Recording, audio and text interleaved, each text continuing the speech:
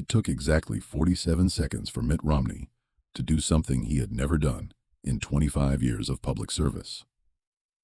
47 seconds to abandon the careful, measured tone that had defined his political career. 47 seconds to tell Stephen Miller, one of the most powerful men in the Trump administration, that he had lost his humanity. What happened in that Senate Judiciary Committee hearing room on April 15, 2025, wasn't just another partisan skirmish. It was a moral reckoning that would fracture the Republican Party, dominate news cycles for weeks, and force America to confront the true cost of its immigration policies. But to understand how we got to that moment, we need to go back 3 weeks earlier to a quiet evening in McLean, Virginia, where Mitt Romney was about to receive a visitor who would change everything. If this caught your attention, stay with us. Follow and turn on notifications. You'll want to see what comes next. The doorbell rang at Romney's home at 7:43 p.m. on March 24th. His wife, Ann, answered to find a young woman in her mid-20s wearing a hijab and carrying a folder that seemed too heavy for her small frame. "Senator Romney," she said, her voice trembling. "My name is Amira Hassan. I need 5 minutes of your time." Romney, who had been preparing for a committee hearing the next morning, almost declined. He had speeches to review, briefing documents to read, the usual senatorial workload that never seemed to end. But something in her eyes stopped him. A desperation that he recognized from his years doing humanitarian work through the Mormon Church. "Come in," he said. What Amira Hassan told Romney over the next hour would haunt him for the rest of his life. She was an Iraqi translator who had worked with U.S. forces in Fallujah from 2007 to 2010. She had risked her life daily, translating interrogations, helping identify insurgents, saving American lives. In 2016, she had been approved for a special immigrant visa, a reward for her service and protection from the militias that had marked her for death. She had packed her bags, said goodbye to her family, boarded a plane to Washington Dulles on January 28, 2017, and then Stephen Miller's executive order hit. "They detained me at the airport for 17 hours, Amira said, her hands shaking as she held a cold cup of tea Ann had made for her. Immigration officers kept saying the order had just changed. They didn't know what to do with me. I had a valid visa. I had done everything legally. But Mr. Miller's order said people from Iraq couldn't enter." Romney listened, his face grave. He had opposed Trump's travel ban publicly, calling it antithetical to American values. But he had done so in the cautious, measured way that characterized his political brand. A statement here, a concerned tweet there. Nothing that would truly challenge the policy or the man who designed it. "They put me back on a plane," Amira continued, "sent me back to Baghdad. Within a week, militias found out I had tried to leave. They burned down my family's house. My brother was killed." Her voice broke on the last word. Romney sat in silence for a long moment. Then he asked the question that would set everything in motion. "Do you have documentation of all this?" Amira opened her folder. Inside were her special immigrant visa approval letter, her military service records, signed by U.S. commanders who praised her courage and dedication, photographs of her burned home, and a death certificate for her brother Ali Hassan, age 19, killed by unknown assailants on February 7, 2017. "There are thousands like me," Amira said quietly. "People who helped America, people who believed in America, and Mr. Miller's policy abandoned us to die." That night, after Amira left, Romney sat in his study until 3 a.m., rereading her documents. His wife found him there at dawn, still awake, staring at the photograph of Amira's brother. "Mitt," Ann said gently, "what are you going to do?" Romney looked up at her, and she saw something in his eyes that she hadn't seen in years. Not the calculating politician, not the careful statesman, but the man she had married. The man who believed that faith without works was dead. "I'm going to make this right," he said. The next 3 weeks were a whirlwind of preparation. Romney's staff reached out to immigration attorneys, refugee advocates, and former military officers who had worked with interpreters in Iraq and Afghanistan. What they found was staggering. Hundreds of documented cases of visa holders denied entry. Dozens of confirmed deaths of people who had helped U.S. forces and been abandoned by Miller's travel ban. But Romney knew that statistics alone wouldn't be enough. Stephen Miller was a master of bureaucratic language, of hiding behind legal justifications and national security rhetoric. To truly confront him, Romney needed something Miller couldn't deflect. He needed Miller's own words. Romney's chief of staff, a former federal prosecutor named Sarah Chen, spent 2 weeks working her sources inside the Trump administration. What she uncovered was explosive. Internal emails where Miller explicitly referred to his executive order as the Muslim ban, despite public denials. Communications where he discussed using the ban as a deterrent to make America less welcoming to Muslims, regardless of their legal status or service to the country. This isn't about national security, Chen told Romney as they reviewed the documents in his Senate office. This is about religious discrimination, dressed up in legal language. And Miller knew it. Romney nodded slowly. Can we get these emails into the official record? If we subpoena them through the committee, yes. But Senator, you need to understand what this means. You'll be going to war with the Trump wing of your own party. They won't forgive this. Romney looked out his window at the Capitol dome, thinking about Amira Hassan and her dead brother, thinking about all the others who had believed in America and been betrayed. I'm 78 years old, he said quietly. This is my last term. If I can't stand up for what's right now, when can I?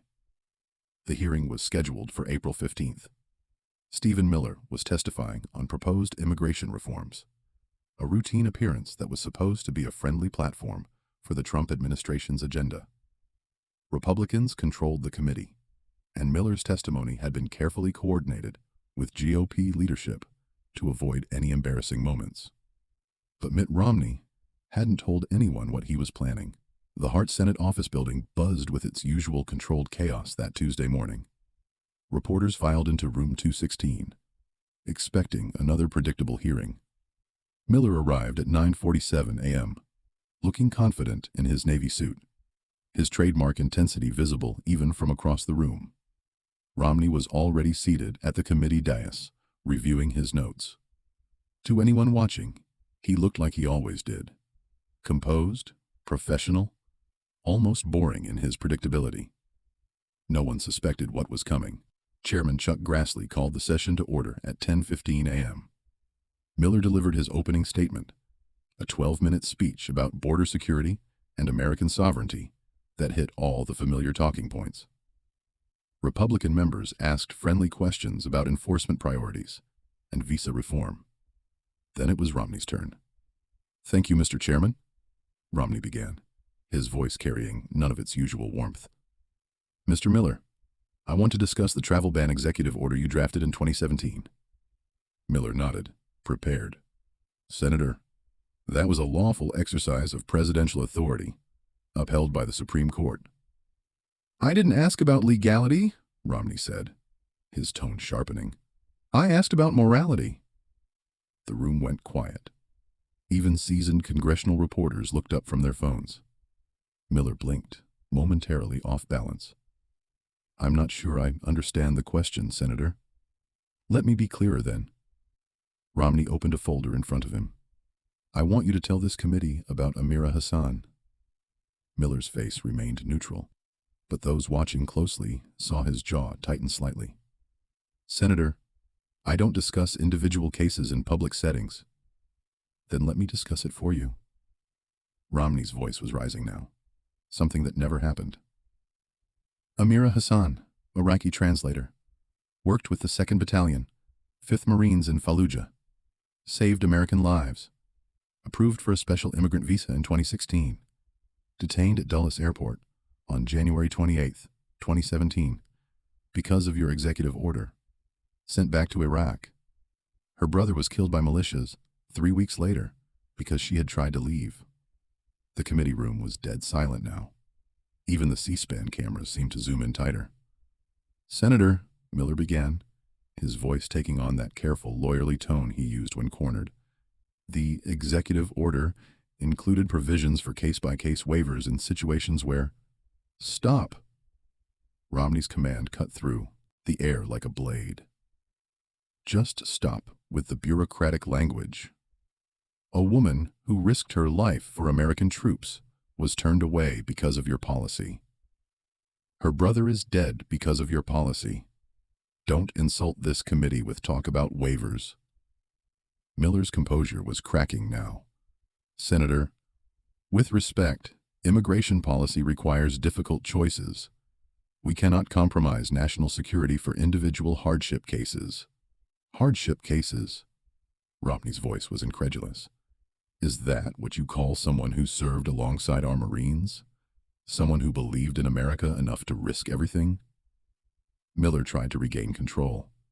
The travel ban was designed to protect Americans from threats originating in countries with inadequate vetting procedures. It was designed to ban Muslims. Romney pulled out a stack of papers. "These are internal emails from your office, Mr. Miller, obtained through congressional subpoena.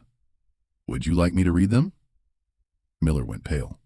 "Senator, I don't believe those documents have been properly authenticated for—" "Email from you to Steve Bannon, January 25, 2017.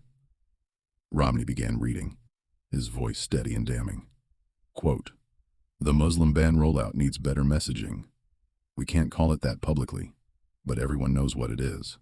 The goal is to make entry so difficult that applications drop by attrition."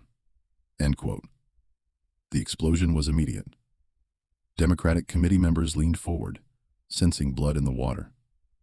Republican members looked stricken, caught between loyalty to their party and the undeniable evidence of religious discrimination. Miller tried to salvage the situation. "That email is taken out of context. The full discussion was about context?" Romney's voice rose to a level no one had ever heard from him. "The context is that you called it a Muslim ban in private, while denying it in public. The context is that you designed a policy to discriminate based on religion, and then lied about it. What context makes that acceptable?" "Senator, I object to your characterization. Do you deny writing that email?" Miller paused. The silence stretched for 5 seconds that felt like an eternity. "The email is authentic," he finally said. "But the phrase Muslim ban was shorthand for a more complex policy discussion about—" "Yes or no, Mr. Miller?" Romney's voice was like steel now. "Did you refer to your own policy as a Muslim ban?" Another pause. Miller's hands gripped the witness table. "In informal communications, yes, but thank you." Romney cut him off. "Now we have established that you designed what you yourself called a Muslim ban, implemented it, and then spent 3 years denying it was a Muslim ban. Is that an accurate summary?" Miller's face was red now, a vein pulsing in his temple. "Senator, you're deliberately mischaracterizing—" And then Romney asked the question that would end Stephen Miller's career. "Mr. Miller, I'm a man of faith. I believe we'll answer for our actions. Can you, in good conscience, tell this committee that banning Muslims made America safer? Can you tell me that Amira Hassan's brother dying in Baghdad made Americans safer?" The question hung in the air like a guillotine blade. Miller opened his mouth, closed it, opened it again. His media training, his years of defending controversial policies, his entire arsenal of rhetorical weapons, none of it worked now. "Tough choices are necessary in governance," he finally managed. "That's not an answer." Romney leaned forward, his face inches from the microphone. "I asked if you could, in good conscience, defend the morality of your policy. Can you?" Miller's voice took on a defensive edge. "Senator, with respect, you lost the 2012 presidential election because you refused to take strong stances on don't." Romney's single word cut through the chamber like a gunshot. The entire committee froze. Romney stood up slowly, his 6'2" frame unfolding with deliberate dignity. His voice dropped to barely above a whisper, but every word carried clearly through the silent room. I lost an election, Mr. Miller. You lost your humanity. The words landed like a physical blow. Even the reporters in the press gallery stopped typing. Romney continued, his voice shaking with an emotion he had never shown in public. I've served this country in business, in the Olympics, as governor, as senator. My father marched with Martin Luther King Jr. My faith teaches me that we're all children of God, regardless of religion or origin. What you've done to the meaning of American values. He paused, and for a moment, it seemed like he might not continue. I'm ashamed we share a party. The chamber erupted. Democratic members began applauding, a breach of Senate protocol that no one tried to stop. Republican members sat frozen, unsure how to react. Chairman Grassley banged his gavel weakly, but even he seemed stunned by what was happening. Miller tried to respond, his voice rising desperately. Senator Romney, your brand of conservatism is exactly why we lost for decades. President Trump understood that real Americans wanted strong borders, and President Trump isn't here, Romney interrupted, his voice cold as January in Boston. You are, and you're under oath. So let me ask you one final question. Romney paused, and the room held its breath. Would you be proud to explain your immigration policies to your children? To tell them that you designed a system that turned away people who had risked their lives for America? That you called it a Muslim ban in private and a security measure in public? That you measured success by how many people you could make suffer enough to stop trying? 7 seconds of absolute silence. Miller's mouth opened, closed, opened again. My family life is not relevant to this committee, he finally said, his voice barely audible. Romney stared at him for a long moment. Then he gathered his papers, closed his folder, and stood. Your inability to answer is the only answer we need. And then Mitt Romney, former presidential nominee, current United States Senator from Utah, did something unprecedented in modern Senate history. He walked out of his own committee hearing. The press gallery exploded. Reporters sprinted to file stories. Within seconds, Jonah Romney walkout was trending on Twitter. Cable news networks broke into regular programming. But Romney didn't see any of it. He walked directly to his office, closed the door, and called Amira Hassan. I kept my promise, he told her simply. 3 days later, Stephen Miller resigned as senior advisor to President Trump, citing personal reasons and family considerations. The resignation letter never mentioned Mitt Romney, the hearing, or the Muslim ban emails. It didn't need to. The 47 seconds that ended Stephen Miller's career would be studied in political science courses, replayed on news broadcasts, and remembered as the moment when one man's moral courage overcame political calculation. Sometimes the most devastating attacks don't come from your enemies. Sometimes they come from the people who share your party, your values, and your faith. When you've betrayed everything those things are supposed to mean. This wasn't the end. Subscribe and turn on notifications. More evidence is coming. This dramatized account is inspired by real events and public figures. All dialogue and incidents are fictionalized for commentary and educational purposes, while exploring themes of financial accountability and justice.